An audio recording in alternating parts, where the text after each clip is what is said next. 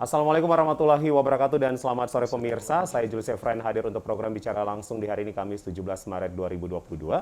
Dan selama 1 jam lebih, kurang lebih begitu kami akan menghadirkan dialog spesial bersama dengan Bank Indonesia Provinsi Sulawesi Tengah, di mana kita nanti akan membahas tentang cinta, bangga, dan paham rupiah begitu, atau kita singkat dengan CBP rupiah.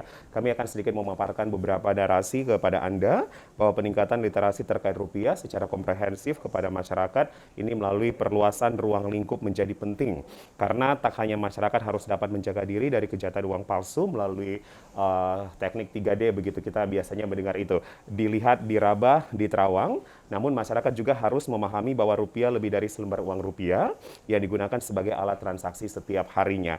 Nah, rupiah sebagai mata uang perekonomian Indonesia merupakan identitas dari simbol kedaulatan negara yang juga memiliki peran penting dalam perekonomian bangsa.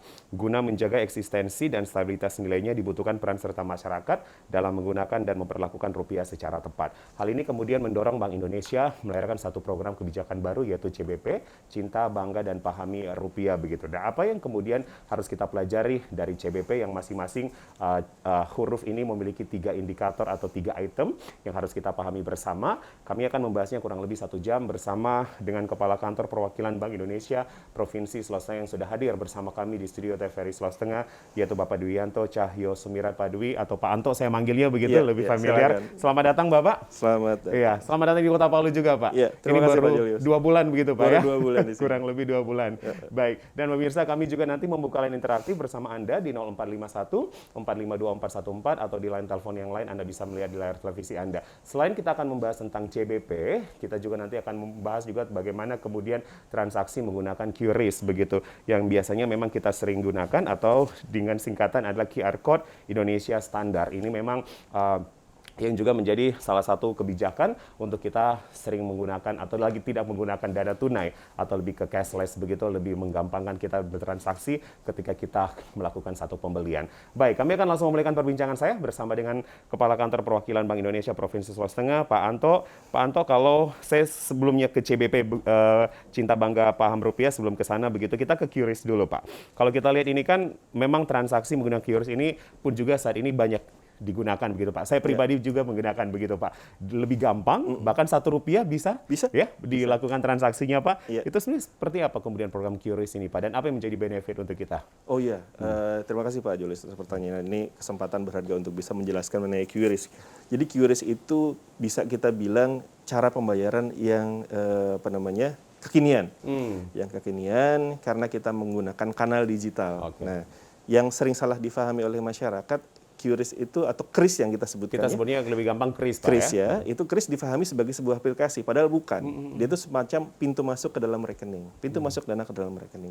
Sedangkan aplikasi yang digunakan adalah aplikasi yang ada dari penyelenggara jasa pembayaran, seperti mobile banking dari perbankan, dan juga ada aplikasi-aplikasi yang dikeluarkan oleh dompet elektronik.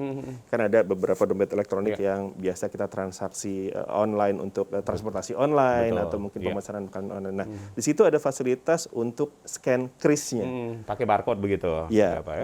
Jadi sebenarnya kalau Bapak dan Ibu pemirsa di rumah menyadari, di HP kita masing-masing, kalau kita punya rekening bank atau kita menjadi pelanggan dari dompet elektronik yang bisa kita pesan makanan secara online maupun transaksi online, sebenarnya bisa digunakan untuk bertransaksi KRIS. Dan itu lebih gampang, lebih simpel begitu Pak ya? Lebih gampang, lebih simpel, lebih handal, dan higienis. Baik, kita tidak perlu membawa uang tunai begitu banyak lagi di dompet, hanya tinggal melakukan scanning barcode, itu kita sudah bisa melakukan transaksi. Namun Pak Anto, pertanyaannya begini Pak Anto, kenapa kemudian ada transaksi yang nominalnya udah langsung ke detect begitu Pak? Ya, ada yang nominalnya harus kita ketik lagi begitu. Itu ada bedanya atau gimana begitu Pak? Ada yang kemudian juga transaksi ketika dinyatakan berhasil harus difoto dulu sama tokonya begitu Pak, sama merchantnya. Ada yang tidak perlu lagi untuk difoto, itu ada bedanya atau gimana? Iya, jadi mungkin saya akan jelaskan bahwa KRIS itu sendiri ada 2 jenis. Ada KRIS yang statis, ada KRIS yang dinamis.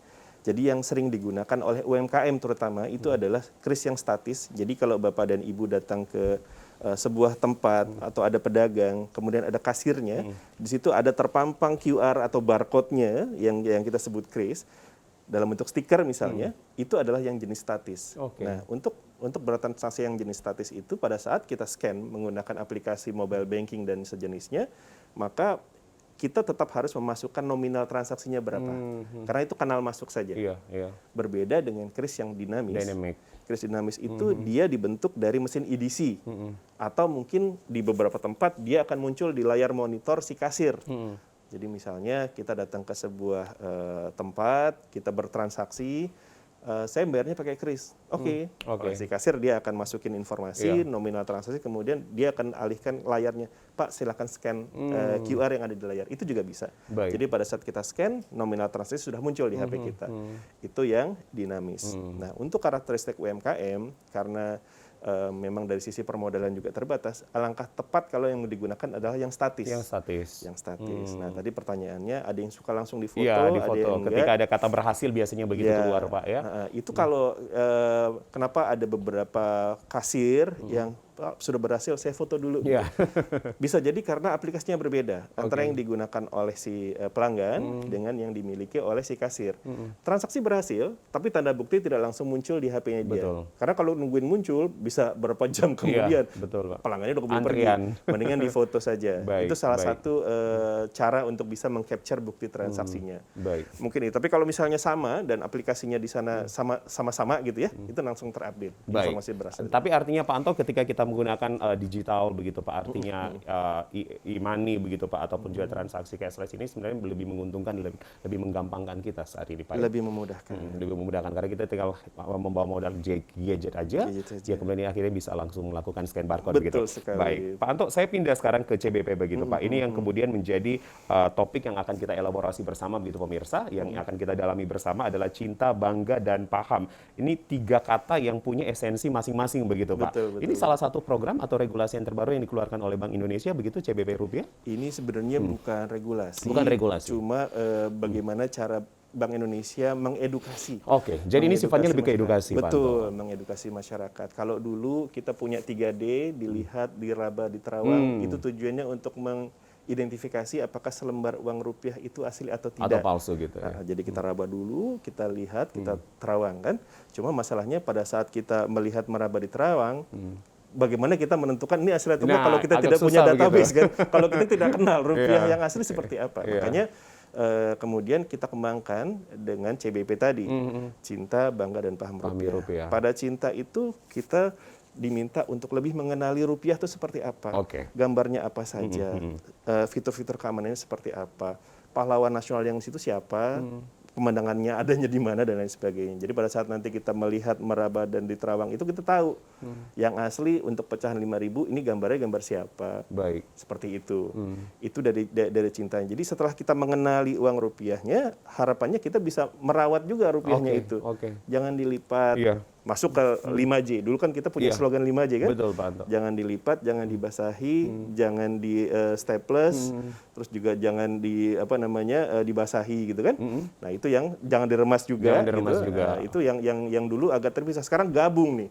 Kita gabungkan dalam 3 cinta tadi. Setelah kita mengenali, kita merawat, yang ketiga adalah kita menjaga. Kita menjaga. Menjaga dari apa? Menjaga dari kejahatan uang palsu. Karena kalau kita sudah kenal, kita tahu, wah, kayaknya saya ragu nih 5.000-nya nih kok gambarnya Palsu beda gitu, nih. atau beda. Nah, yang jadi pertanyaan, kalau kemudian kita sudah menerima uang yang kita ragu, itu harus bagaimana? Yang perlu dilakukan adalah yang bersangkutan bisa datang ke Bank Indonesia. Oke, bisa langsung ada pelaporan begitu Pak, Iya, melapor langsung. Ya? dilaporkan ke Bank Indonesia, kemudian oleh Bank Indonesia akan diteliti. Karena lembaga yang berwenang untuk menentukan uang itu asli atau tidak, itu adalah Bank Indonesia. Oke. Diminta konfirmasi lah kepada Bank Konfirmasi Indonesia. ke Bank Indonesia. Ini asli atau tidak gitu. Oh, nanti setelah kita teliti, oh ternyata ini tidak asli. Nanti yang selanjutnya dilakukan oleh Bank Indonesia adalah kita menyerahkan kepada kepolisian untuk dijadikan barang bukti. Iya. Seperti itu. Apakah ini termasuk dalam tindak kejahatan begitu ya Pak Anto Iya, ya? dan Baik. nanti kan kita bisa tahu kira-kira tren pemalsuannya apa nih? Apakah dia print begitu saja, ataukah dia pakai benang pengaman yang palsu dan lain sebagainya. Nanti modus-modusnya akan dipelajari oleh pihak kepolisian nantinya. Tapi kalau memang kita melihat tren pemalsuan uang, saat ini apakah memang trennya naik begitu Pak Anto? Apalagi mengingat kita sudah lebih sering menggunakan e-money gitu. Atau gimana pun? Alhamdulillah tidak naik. Tidak naik. Kenapa? Pertama, masyarakat sudah banyak menggunakan transaksi non tunai seperti yang Pak Julius sampaikan tadi, itu pertama. Yang kedua, Cashless gitu. kolaborasi dari Bank Indonesia dengan kepolisian juga sudah semakin baik. Jadi apabila terdapat laporan-laporan masyarakat mereka menemukan uang palsu, dan ini juga salah satu bentuk kerjasama masyarakat untuk bisa melaporkan. Jadi ketika menemukan uang palsu, ya jangan disimpan lagi atau jangan dibalikin lagi. Akhirnya dia masuk ke dalam sirkulasi lagi. Kan kita nggak inginkan misalnya ada pedagang yang memberikan barang asli tapi bayarnya pakai uang yang tidak asli, kan kasihan juga. Jadi kerjasama ini yang kami sangat apresiasi. Mudah-mudahan ke depan masyarakat juga lebih aktif melaporkan apabila mereka menemukan adanya uang yang diragukan keasliannya.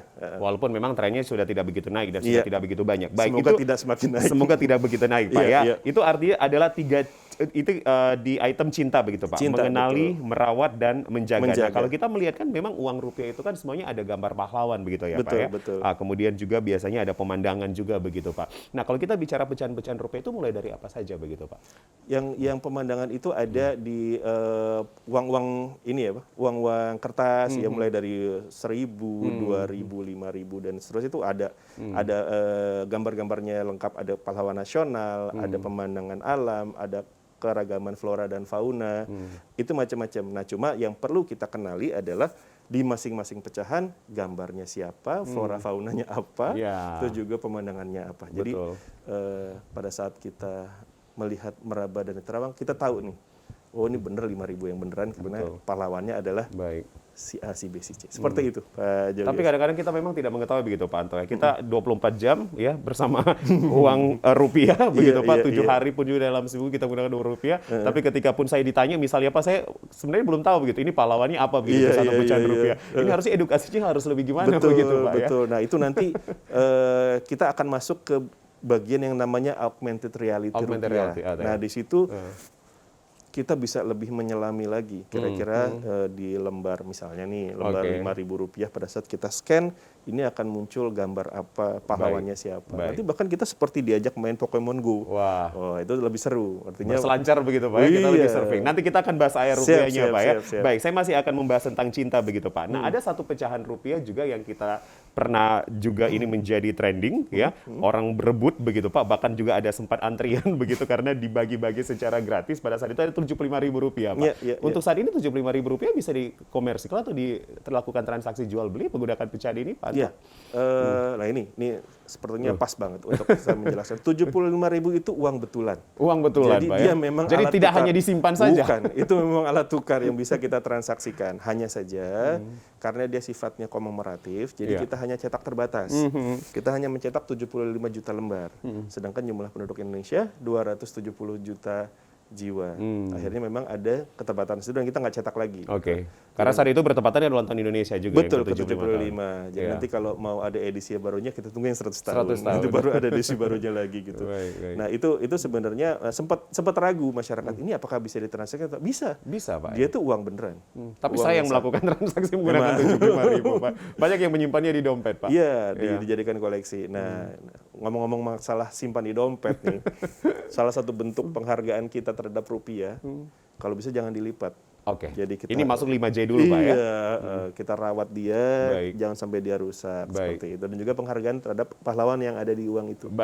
Menggambarkan pahlawan dan juga menggambarkan berbagai pemandangan begitu ya Pak ya? Betul. Di sini sepertinya misal contoh, kita ambil contoh 5.000 rupiah, gambar pahlawannya Dr. Kiai Haji Idam Khalid begitu.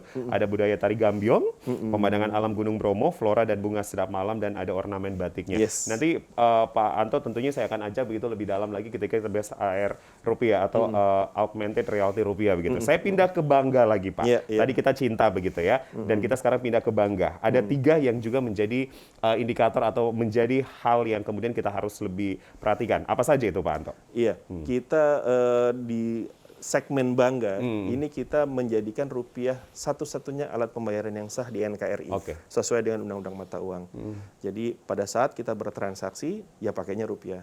Kalau dulu kita tuh masih sering melihat iklan perjalanan ibadah ke luar negeri, misalnya umroh atau haji atau wisata-wisata religi lainnya, kadang-kadang rate-nya dalam US dollar. Itu nggak boleh. Jadi ketika dia bertransaksi di Indonesia, maka gunakanlah currency rupiah. Bahkan pada saat iklan pun itu harus dengan rupiah. Itu yang pertama. Yang kedua, rupiah itu menjadi lambang kedaulatan bangsa. Jadi pada saat dulu di zaman-zaman kerajaan dulu, pada saat mereka menguasai sebuah daerah, maka kedaulatan di sebuah daerah itu dilambangkan dengan penggunaan mata uangnya adalah sesuai dengan yang si penguasanya. Nah, untuk kasus-kasus yang terkini ini, mungkin Pak Julius ingat dulu kasus perebutan Ligitan dan Sipadan. Baik. Itu dulu kenapa kita kalah di Mahkamah Internasional? Salah satunya adalah pada saat pihak internasional itu melihat transaksi yang dilakukan oleh masyarakat ternyata hanya sedikit digunakan rupiah. Baik, Pak Anto ditahan dulu ya. Ya. Nanti saya akan kembali lagi untuk lebih dalam lagi tentang bangga karena tadi kita sudah bahas Sipadan Ligitan begitu. Bagaimanakah kemudian bangga yang memiliki arti simbol kedaulatan alat pembayaran yang sah pemersatu bangsa ini harus kita pahami bersama begitu pemirsa. Kita akan jeda untuk kumandang azan maghrib untuk wilayah Kota Palu dan sekitarnya. Tetap bersama kami di Bicara Langsung.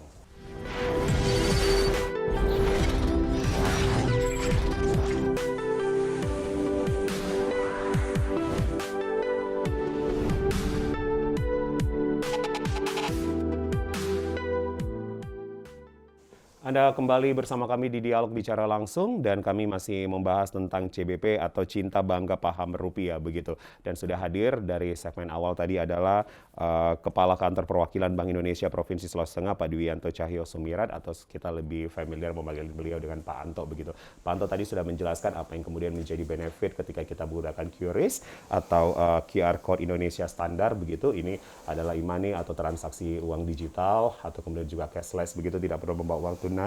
Dan juga tadi sudah dibahas tentang indikator yang terdapat dari cinta. Karena kalau kita membahas CBP adalah cinta, bangga, dan paham. Cinta itu tadi sudah diperkenalkan atau sudah dijelaskan adalah mengenali, merawat, dan menjaga. Begitu kalau dulu kita ingat dengan 3D, ya dilihat, diraba, dan diterawang. Nah, kami akan melanjutkan perbincangan kami dan masih akan membahas tentang kata yang kedua yaitu bangga, yang kemudian ada isinya adalah simbol kedaulatan alat pembayaran yang sah, serta pemersatu bangsa. Kami juga membuka line telepon untuk Anda yang bisa mau berinteraksi bersama kami di 0451 452 414 atau di line telepon yang satu lagi Anda bisa melihat di layar televisi Anda. Begitu kami buka sekarang untuk Anda yang bergabung bersama kami menyampaikan pendapat Anda. Saya kembali ke Pak Anto. Pak Anto, tadi kita terpotong begitu ya, membahas tentang bangga nih, simbol kedaulatan alat pembayaran yang sah, kemudian pemersatu bangsa. Dan tadi sudah dicontohkan kasus pemisahan atau terpisahnya dua pulau, Sipadan dan Ligitan. Itu apa yang kemudian menjadi esensi dan akhirnya kita harusnya bangga begitu terhadap rupiah, Pak? Korelasinya kemana? Iya, kalau bangga itu pada saat kita sebagai warga negara Indonesia memilih menggunakan rupiah. Karena itu adalah kebanggaan kita. Sama ketika kita bangga dengan bendera kita, bangga dengan Garuda sebagai lambang negara, kita juga bangga rupiah sebagai alat tukar kita gitu. Karena itu juga selain bangga yang kita tanamkan pada diri kita sendiri, secara regulasi memang diatur harus menggunakan rupiah dalam bertransaksi di dalam negeri. Jadi pada saat kita sudah bangga, maka otomatis kita akan merawat kebanggaan kita itu. Kita juga akan dengan kita merawat rupiah, berarti kita menghormati pahlawan-pahlawan kita yang ada di lembar uang tadi. Betul.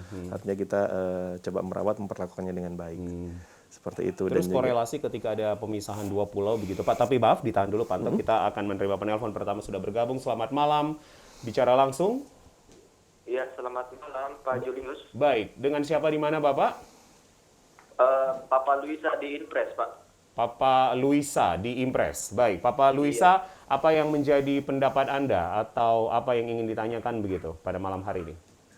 Oh iya Pak, ini mau tanya Pak, saya sudah beberapa bulan pakai kris.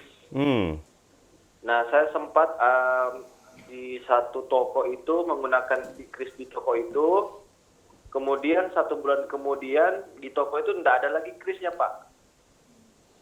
Nah itu kenapa Pak? Apa tokonya yang memang sudah tidak bersedia atau bagaimana Pak? Baik. Apa kris ini kan memudahkan untuk kita transaksi Pak? Baik, dan Papa Luisa sampai saat ini pun juga sering menggunakan kris begitu ya? Iya Pak, saya sudah tidak menggunakan cash lagi Oke. Pak. Apa yang dirasa keuntungannya begitu atau benefit atau advantage-nya Papa Luisa? Oh iya, lebih cepat, lebih hemat, lebih praktis. Terus saya cuma bawa handphone sudah bisa belanja. Baik, jadi hanya lebih bawa gadget, handphone, hanya tinggal scan barcode, itu sudah lakukan transaksi ya, Papa Luisa? Betul. Baik, terima kasih banyak Papa Luisa sudah bergabung bersama kami dari Impres. Masih ada yang akan bergabung lagi, kami tunggu di 0451 452 414 atau di 0813 9076 2685. Tema kita adalah cinta bangga paham rupiah. Oke, sambil menunggu Anda, saya kembali ke Pak Anto. Pak Anto, nanti sebelum dijawab, direspon, Papa Luisa tadi di Impress, kembali lagi ke Bangga. Tadi dikatakan begini, ini sempat kita punya kasus yang juga menghebohkan gitu ya Pak, secara nasional, secara dunia begitu. Adalah terpisahnya dua pulau. Nah itu apa yang kemudian menjadi korelasi atau esensi yang harus kita pelajari bersama Pak? Ya, artinya di pulau itu kita lihat bahwa bisa jadi kenapa masyarakat sana tidak menggunakan rupiah karena mungkin rupiah tidak tersedia di sana. Makanya kemudian untuk bisa memitigasi resiko tadi itu kita coba sediakan rupiah di daerah-daerah terpencil seperti program kita yang ada sekarang. Gitu. Artinya berarti kita memang harus lebih bangga begitu Pak ya? Karena sekali lagi rupiah ini simbol kedaulatan, alat pembarensa dan pemersatu bangsa begitu. Dari Sabang sampai Merauke uang kita adalah rupiah begitu. Betul. Baik, penelpon kedua Pak Anto. Selamat malam, bicara langsung Pak Andri di Maleo sudah bergabung. Pak Andri silakan Pak Andri. Iya, selamat malam. Ya, malam Pak Andri. Ini Pak, ini saya mau bicara terkait kris. Ya, saya kan sering melakukan transaksi menggunakan kris ya, karena kris ini kan memudahkan kita, jadi tidak perlu lagi bawa uang cash, tinggal scan saja sudah bisa langsung terbayar semuanya. Nah, yang jadi pertanyaan saya itu di beberapa tempat merchant-merchant di Kota Palu ini itu ada beberapa merchant itu yang menambahkan nominal. Misalnya saya kalau merchant bayar pakai kris itu harus bayar 2.000 tambah 2.000 lagi seperti itu. Oh begitu. Pernah ada pengalaman begitu ya Pak Andri ya? Iya pernah. Oke. Ada di beberapa merchant itu saya melakukan transaksi itu mereka ya minta penambahan uang. Baik, Pak Andri, nanti kita sebenarnya nggak bisa, Pak Andri mungkin tidak bisa akan menyebutkan begitu merchant-nya di sini, tapi nanti ketika ada kasus begini nanti saya akan tanyakan, apakah bisa dibuat pelaporannya begitu ke Bank Indonesia begitu ya? Iya, Baik. itu kok bisa ada lokasi atau merchant-merchant yang bisa melakukan hal seperti itu, sedangkan di tempat lain itu kan tidak ada penambahan biaya seperti itu. Iya, jadi baik. ini kita juga akhirnya mau bayar pakai kris ya, aduh kok ada biaya lagi seperti itu. Baik Pak Andri, terima kasih sudah bergabung bersama kami di Bicara Langsung. Selamat malam. Baik, ini langsung direspon Pak Anto. Yang pertama Papa Luisa tadi ada salah satu toko begitu tempat berbelanja ya, hari ini masih ada fasilitas krisnya, besoknya atau bulan depannya udah nggak ada lagi Pak. Itu gimana kemudian Pak? Iya, ini sebenarnya fenomena yang unik, tapi memang kenyataan di masyarakat juga sering seperti ada itu. gitu ya, karena bisa jadi dia sudah pasang kris, harapannya masyarakat bisa memanfaatkan krisnya untuk bertransaksi. Cuma ada kalanya pada saat si kasir itu menawarkan, ini tolong dong, bukan tolong dong, apa nih? Sekarang kita bisa juga loh bayar pakai kris. Iya. Masyarakat yang bertransaksi itu nggak tahu kalau HP-nya bisa digunakan buat bayar kris. Akhirnya enggak deh, saya pakai tunai aja, lebih mudah. Padahal kalau dia lihat di HP-nya itu macam-macam yang bisa dipakai buat bayar kris. Jadi saat ini fokus kita di Bank Indonesia dan juga dengan perbankan, kita mau mengedukasi masyarakat. Sebenarnya di HP mereka itu sudah cukup powerful untuk bertransaksi menggunakan kris. Jadi pada saat nanti dari pedagang-pedagang menawarkan, Pak sekarang bayarnya sudah bisa pakai kris. Oh bisa, mereka bisa mengoperate itu gitu. Harapannya itu. Jadi diskresi untuk menggunakan atau tidak menggunakan kris lagi itu ada pada si pedagangnya itu sendiri. Mungkin pada saat awalnya dia tawarin orang nggak ada yang paham bagaimana cara menggunakan HP-nya. Akhirnya stikernya dicabut. Sudah deh kita simpan aja gitu. Stikernya dicabut. Menyusahkan gitu. Sayang sebenarnya karena tren sekarang orang-orang sudah banyak menggunakan. Jadi ya kalau bisa dipasang lagi lah. Tapi itu lebih ke kerugiannya lebih ke pedagangnya Pak ya sebenarnya. Ketika ada pasang hari ini, bulan depan tidak pasang lagi begitu Pak. Iya, sayang sekali. Sayang Kenapa? sekali saja ya. Karena ketika habit masyarakat sudah bergeser dari tunai ke non tunai, mereka sudah tidak bawa uang banyak lagi di dompet mereka. Mereka lebih mengandalkan HP-nya. Pada saat datang ke kasir, mereka mau bayar nggak ada krisnya, pakai uang tunai. Loh, uang tunai saya nggak bawa. Uang saya di sini. Masa terus nggak jadi transaksi? Saya bulan lalu pakai kris, kok bulan ini nggak pakai kris lagi gitu. Sayang sekali begitu. Dan juga dari sisi pedagang sebenarnya ketika menggunakan kris mereka terhindar dari risiko uang palsu. Kita nggak harus pusing lagi tuh melihat merabut terawang karena uangnya antar rekening akhirnya berpindah. Dan Tapi- mereka iya, tidak kalau- perlu lagi menyediakan berangkas dan lain sebagainya. Betul, uang kembalian. Tapi pencairannya atau reimburse-nya itu berapa lama Pak biasa dari pedagang Pak kita menggunakan kris Pak? Iya, Itu kalau di H pedagang plus yang berapa? menggunakan kris itu sekarang kita dorong agar perbankan maupun penyelenggara jasa pembayaran lainnya agar bisa settlement di H+0. H0 Pak ya? Harapannya, H+0. cuma sekarang sebagian besar masih H+1. Sebenarnya kondisi H+1 ini tidak terlalu bermasalah apabila pedagang itu adalah pedagang menengah dan besar. Oke, Karena modalnya mereka- besar begitu Pak? Modalnya besar, cash manajemennya mereka bisa lebih baik lagi. Sebenarnya pedagang mikro pun bisa melakukan hal yang sama dengan menyiapkan modal 1 hari transaksi. Baik. Misalnya biasanya modal saya untuk per hari itu 1 juta misalnya. Sediakan aja 1 juta dulu. Oke. Toh besok uangnya masuk. Kas kecilnya begitu Pak ya? Jadi itu modal di awal yang perlu disediakan. Selebihnya dia akan smooth jalan. Baik, tapi lebih maksimalnya lebih lamanya adalah di H+1 Pak, pencairannya bisa dilakukan Iya, ya. Baik, betul. pertanyaan yang kedua dari Pak Andri di Jalan Maleo begitu Pak, ada penambahan nominal-nominal begitu Iya, Pak. Apakah ini dibenarkan begitu dan ketika ada penemuan begini lapornya kemana Pak? Seharusnya ini tidak terjadi. Oke. Kenapa? Tapi memang ada case yang begini Pak Anto. Jujur saya baru dengar sekarang. Karena begini, Bank Indonesia itu mendorong penggunaan kris di pedagang-pedagang mikro juga. Sehingga kita mengeluarkan untuk pedagang mikro itu biaya transaksi 0%. Oke. Nggak ada biayanya. Nggak ada charge-nya ya? Iya. Kalau untuk pedagang yang sifatnya menengah besar itu ada biayanya 0,7% dari nilai transaksi. Oke. 0,7% kalau transaksinya 10.000 kan kecil sekali. Kecil banget Pak. Bahkan mungkin bisa dibilang meaningless lah Oke. buat warga ya. Jadi ketika di charge 2.000-an something kayaknya kok nggak sesuai dengan Baik. kebijakan kita. Jadi yang bisa dilakukan adalah mungkin bisa melaporkan kepada BI boleh atau ke penyedia penerbit krisnya tadi.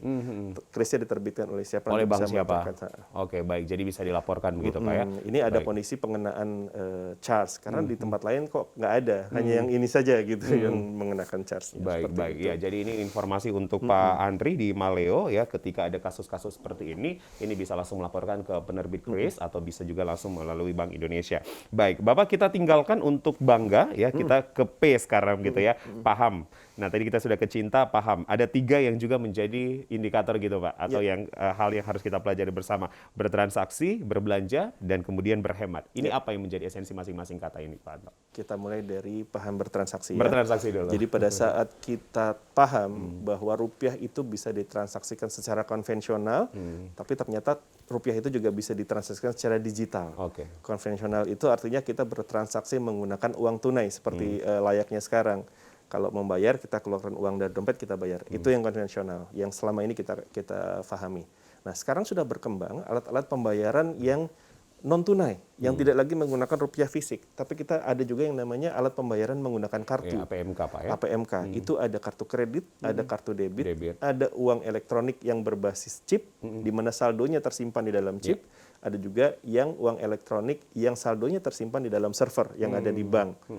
Jadi pada saat kalau yang rupiah mungkin tidak perlu dijelaskan lebih lanjut, yang rupiah fisik ya. Pada saat kita bicara yang uang elektronik, yang chip base, yang berbasis chip, di mana saldonya ada di dalam chip. Kita harus paham bahwa keamanan uang elektronik berbasis chip itu kita harus jaga betul-betul. Karena kalau kartu itu jatuh atau dompet kita kecopetan misalnya, dan itu dipegang orang lain bisa menggunakan saldo yang ada di chipnya. Dan itu nggak bisa di-recover lagi. Beda halnya ketika yang kita miliki adalah uang elektronik berbasis server. Artinya saldo uang kita tersimpan di servernya bank. Jadi pada saat HP kita hilang, uang kita masih bisa kembali. Ya. Kita tinggal lapor ke banknya atau ke penyedia saya kehilangan, nanti saldonya akan di-cover lagi. Dan itu salah satunya adalah ketika kita paham kita bisa bertransaksi rupiah secara digital, kita juga paham kita bisa menggunakan kris juga di situ. Bagaimana cara menggunakan krisnya, kita tahu jenis krisnya, ada yang statis, ada yang dinamik. Dinamis tadi. Bahkan sekarang kita juga kembangkan kris TTM, kris tanpa tatap muka. Wah gitu Pak, kris tanpa tatap muka. Iya, Pak. bukan teman Pak Mesra ya, tanpa tatap muka Itu gitu. gimana itu kalau kris TTM Pak? Jadi misalnya Pak Julius ingin menggalang dana untuk pembangunan gereja misalnya. Oke. Kan tidak hanya mengandalkan dari masyarakat sekitar sini, Iya. tapi juga bisa mengandalkan donasi-donasi dari masyarakat Palu yang sudah tersebar di seluruh Indonesia, bahkan seluruh dunia. Caranya gimana? Apa yang mereka harus datang ke depan gereja untuk scan? Nggak Nggak perlu, juga. Cukup dikirimkan krisnya pakai WA, Pak. Oke. Dikirimkan ke sana, nanti mereka akan menggunakan aplikasi mobile banking mereka. Untuk melakukan scanning, Pak. Yes, jadi mereka ambil gambarnya dari galeri, Baik. scan, Baik. kemudian bisa langsung Iya. membayar tanpa harus datang ke lokasi. Jadi itu sangat powerful sekali untuk distant payment. Jadi pembayaran dengan jarak yang jauh. Ya. Jadi nggak harus ke kasir seperti itu. Itu Pak. Jadi gitu 3B ya. 3 paham transaksi. Itu dari paham transaksi. Oke, kita Satu pindah lagi- ke berbelanjanya, Pak. Nah, paham belanja. Paham belanja itu artinya kita harus paham bagaimana kita membelanjakan rupiah. Caranya adalah misalnya nih, kita melihat kondisi sekarang, ambil contoh ya, Iya. minyak goreng misalnya. Kita khawatir nanti kita pas masuk Ramadan, masuk bulan puasa, masuk Lebaran, kita nanti kehabisan minyak Oke, goreng. kehabisan stoknya. Yuk kita belanja rame-rame, kita tumpuk di dapur kita Panic supaya nanti buying nggak gitu, kehabisan, Pak. panik buying. Ketika itu terjadi, nggak hanya minyak goreng nih, Iya. daging sapi, Iya. ayam, telur dan sebagainya, kita tumpuk di rumah. Ketika semua masyarakat melakukan hal yang sama, akhirnya barang jadi langka. Betul. Ketika barang jadi langka, bisa ditebak harga akan naik. Harga akan naik. Nah itu pola berbelanja itu yang harus difahami. Kalau pemerintah sudah menjamin bahwa barang-barang kebutuhan pokok akan tersedia di masyarakat, kita nggak harus khawatir. Oke. Kita percaya pada pemerintah, nanti pemerintah juga akan menyediakan itu di pasaran, sehingga kepanikan tidak perlu terjadi Ya. dan tekanan harga tidak perlu Tidak terjadi naik lagi seperti begitu, itu. Pak. Tidak perlu antri berjam-jam Betul, panas begitu, Pak ya. nggak Karena kita perlu sering stok di melihat- rumah, bener. Baik, baik. Iya. Itu yang paham berbelanja. Berbelanja. Yang ketiga adalah berhemat, Pak. Paham berhemat. Paham berhemat ini adalah pada saat kita bijak menggunakan rupiah, maka kita tidak berpikir untuk menghabiskan rupiah kita saat ini. Iya. Tapi kita juga berpikir bagaimana ke depannya. Kalau boleh sedikit cerita, Silakan, Pak Anto. di Jepang itu Pak, masyarakatnya punya habit untuk menabung yang sangat baik. Pada saat mereka sedang bekerja, masih dalam masa produktif, mereka bekerja, mereka punya gaji, maka mereka akan menyisihkan sebagian gajinya untuk ditabung. Tujuannya apa?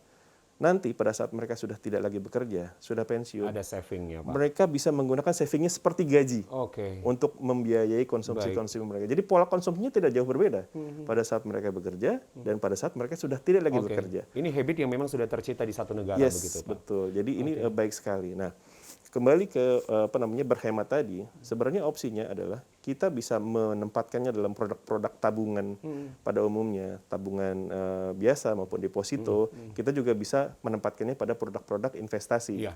Ini juga perlu kita pahami nih, investasi ini yang aman seperti apa? Apakah investasi yang berizin atau Iya. yang tidak berizin? Ini banyak juga nih kalau kita bahas begitu, Pak. Betul. Nanti mungkin di topik lain begitu, Pak ya. Iya, itu bisa panjang. Ini makanya perlu edukasi di Iya. masyarakat juga mengenai hal ini gitu.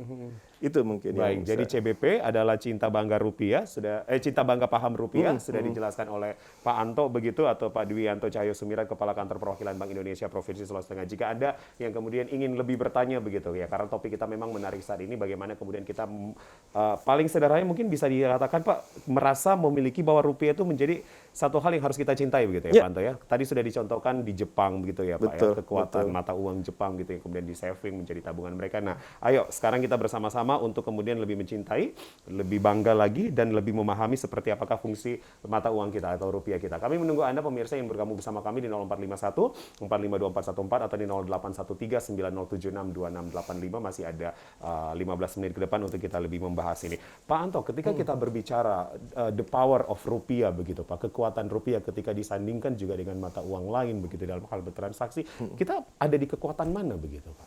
Oke, kekuatan kalau kita lihat dari sisi bagaimana nilai rupiah dibandingkan dengan nilai valuta asing, tentunya itu berfluktuatif tergantung dari volume perdagangan kita dengan dunia internasional.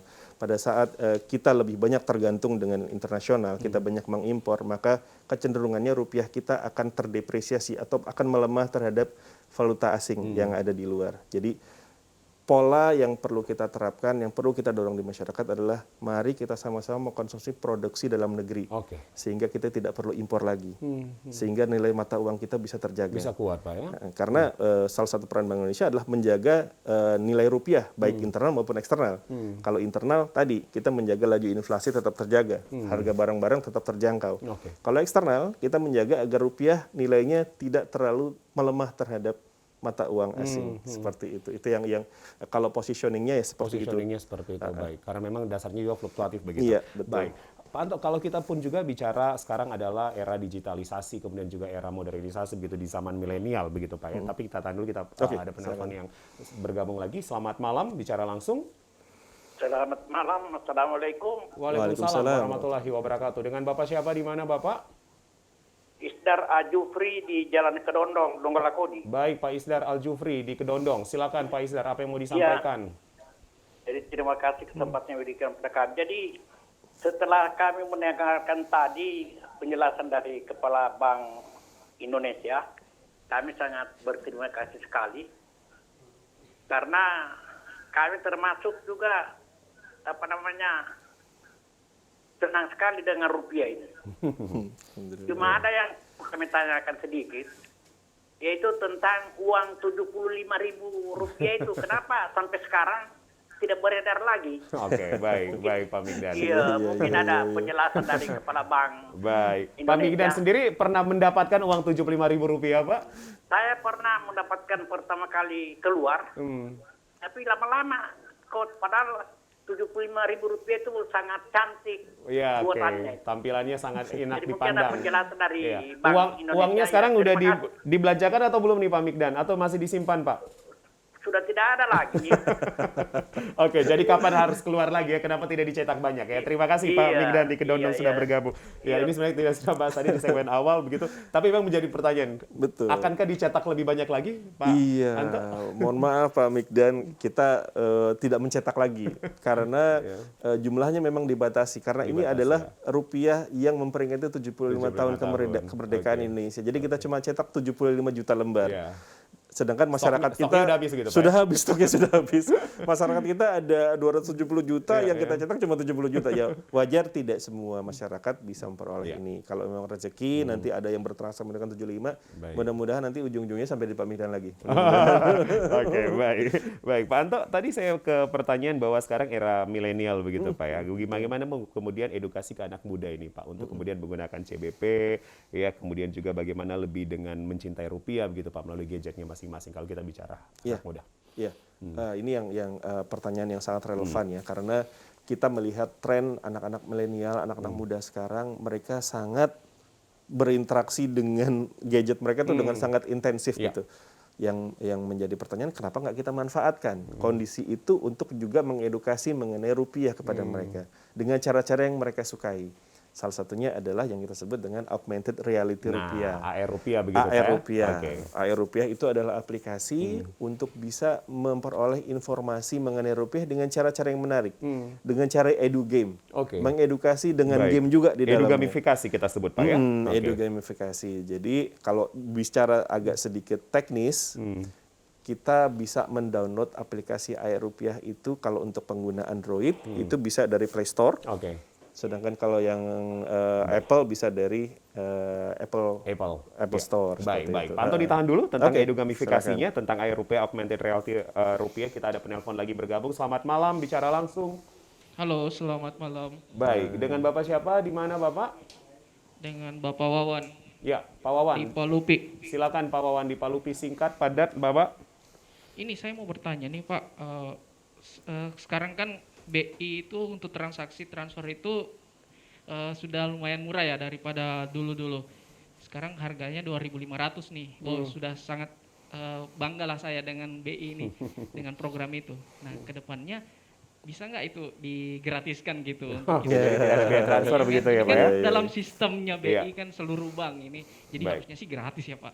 Gimana nih Pak? Baik, Pak. Terus satu hal lagi Pak yang saya mau tanyakan nih untuk Pak BI khususnya di Palu. Nah, kedepannya inovasi apa nih yang bisa dikolaborasikan dengan pemerintah daerah? oke, Untuk baik. membuat lebih maju lah Kota Palu ini. Karena mengingat Terima kita kasih, ada Pak. Bank Pembangunan Daerah juga begitu mungkin ya, Pak Betul, Wawan ya. Pak. Iya, terima kasih Pak Wawan di Palu. Pertanyaan sangat bagus sekali begitu Pak Wawan. Tapi sebelum ke Pak Wawan direspon, kembali tadi Pak, edugamifikasi Pak, ini gimana? Kemudian bisa di-download Pak? Bisa untuk di-download augmented reality aplikasinya, nanti setelah itu terdownload baik melalui Android maupun melalui Apple, nanti kita akan diminta untuk registrasi. Oke. Kalau untuk yang pengguna Android, kita registrasinya menggunakan Google account kita, sedangkan kalau untuk pengguna Apple melalui Apple account kita. Nah, pada saat itu registrasi, nah kita bisa coba tuh. Kita sediakan uang 5.000, 10.000, 50.000, 75.000, kita scan menggunakan aplikasi rupiah tadi, Wonderful Indonesia lah. Oke.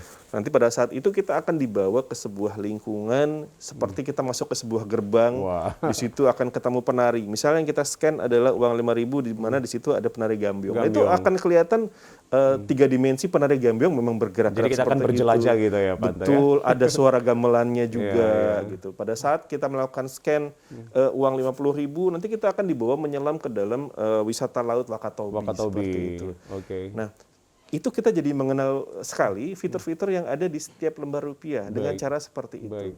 Nanti selain menggambarkan tokoh-tokoh yang ada di situ, informasinya juga ada, kita juga ada game juga. Oke. Setelah kita masuk ke gerbang, kita melihat tarian, kita melihat keindahan alam, di situ ada peti, kayak peti harta karun gitu, yang bisa kita klik, nanti akan terbuka, dan itu ada pertanyaan kuisnya. Oke. Pada saat kita bisa menjawab pertanyaan kuisnya, maka kita akan dapat poin. Oke. Nanti poin itu nggak sekedar buat kita, itu akan ada scoring board besar. Kita kumpulkan gitu, Pak. Nanti kita akan terlihat posisi kita dibandingkan masyarakat di regional kita, misalnya kita ada di posisi berapa nih, Baik. skor kita. Baik. Itu secara regional, ada juga skor secara nasional. Baik. Itu ada juga di situ. Kita ada di posisi berapa. Oke. Dan juga secara berkala kita akan mengadakan event-event tertentu, misalnya dalam rangka G20 misalnya. Oke, Kita akan oke. ada game tertentu yang terkait dengan G20 melalui aplikasi rupiah. Rupiah tadi. Dan poin-poin Oke. itu nanti yang tadi sudah kita kumpulkan dari menjawab iya. pertanyaan kuis tadi, itu juga bisa ditukarkan dengan Oke. hadiah. Jadi rewardnya nanti adalah hadiah, Pak? Ada hadiahnya. Hadiah adalah hadiah. Ada uang elektronik, Wah. ada gadget, dan ada hadiah-hadiah Oke. lainnya gitu. Oke. Jadi jangan ragu, coba di-download dulu. Ini akan coba berlaku scan. sampai kapan begitu, Pak? Kayaknya nggak ada batasan waktu ya. Akan ada terus Akan begitu ya, ada Pak? terus, Iya, saya ingat dulu kita nggak menyebutkan begitu permainan ini, tapi ketika ada satu permainan dulu, Pak, ya sambil kita mencari surfing begitu, Pak, ya, menggunakan gadget, itu mungkin seperti itu nanti ya, Seperti Pak? itu. Mencari peti harta karun itu ya? Iya, jadi kita Oke. idealnya nih, kita perlu lokasi dengan luasan 5 kali 5 meter. Oke. Itu kita bisa lebih fleksibel. Baik, untuk menarik menggunakan, sekali Pak Edu gamifikasi. Oke, kita kembali ke pertanyaan Pak Wawan. Pak Wawan tadi bertanya tentang semoga tidak ada lagi nih biaya, Pak. Tadi ada Iya. dicontohkan 2.500 dan kemudian ada inovasi-inovasi apa yang akan dilakukan begitu ke depannya. Oke, saya awali dulu dari yang biaya ya. Alhamdulillah kita dengan program BI Fast sudah bisa menurunkan biaya dari 6.500 menjadi 2.500 saja. Kenapa masih ada biaya? Karena memang dari perbankan sendiri, dari penyelenggara jasa pembayaran juga mereka butuh investasi Iya. untuk membangun infrastrukturnya supaya transaksi itu bisa lebih lancar.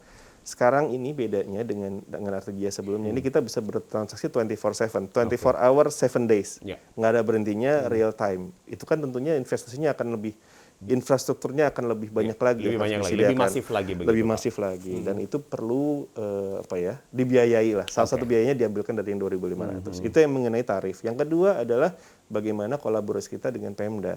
Alhamdulillah pertanyaannya ada seperti ini. Jadi kita sangat erat kolaborasi kita dengan Pemprov maupun Pemda, terutama dalam mewujudkan amanat dari Presiden maupun dari amanat dari Kemendagri untuk mewujudkan percepatan dan perluasan digitalisasi di daerah.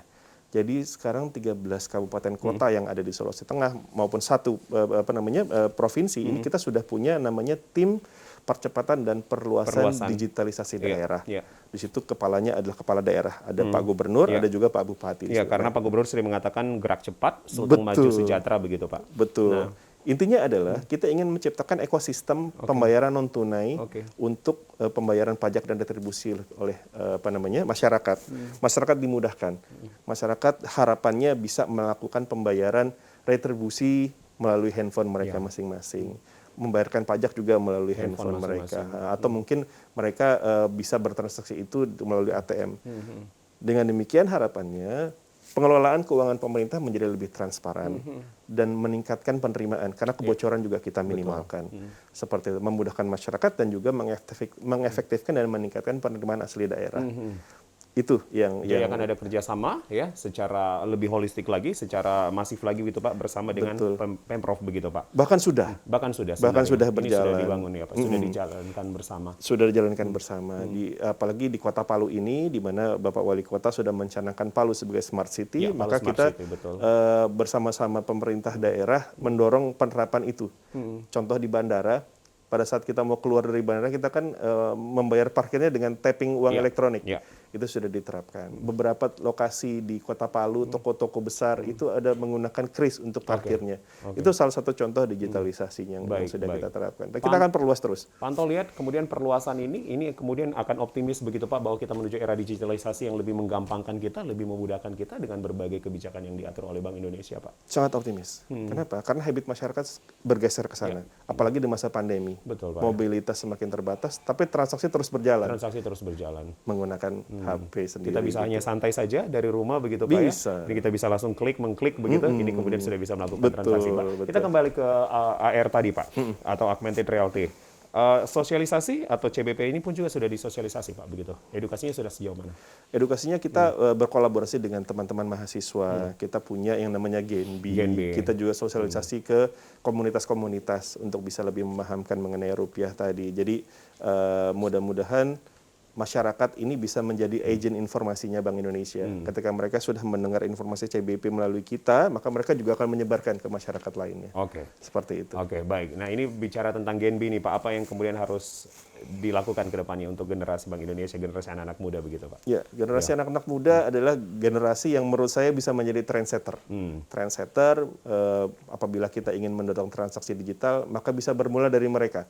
Mereka yang akan mendorong bagaimana kita bertransaksi menggunakan kris misalnya, atau kita mengajak rekan-rekan untuk bisa lebih paham rupiah melalui CBP. Itu bisa melalui mereka. Mereka menyebarkan kepada teman-teman mahasiswa lainnya. Gitu. Baik, Pak Anto terima kasih. Ini informasi yang diberikan pada malam hari ini luar biasa, ya sangat menarik sekali. Begitu Pak, sangat kemudian ini komprehensif juga dan sangat relevansi dengan kalau kita bicara tentang digitalisasi. Apalagi tadi sudah disinggung juga masalah anak muda begitu Bapak ya. Ini semoga bermanfaat begitu Pak ya. Yang terakhir Pak Anto, apa yang menjadi pesan begitu Pak untuk closing statement agar kita bisa lebih mencintai, bangga dan tentunya kita bisa memahami bahwa rupiah adalah mata uang yang harus kita sama-sama jaga, kita rawat begitu Pak untuk kedaulatan bangsa kita. Iya.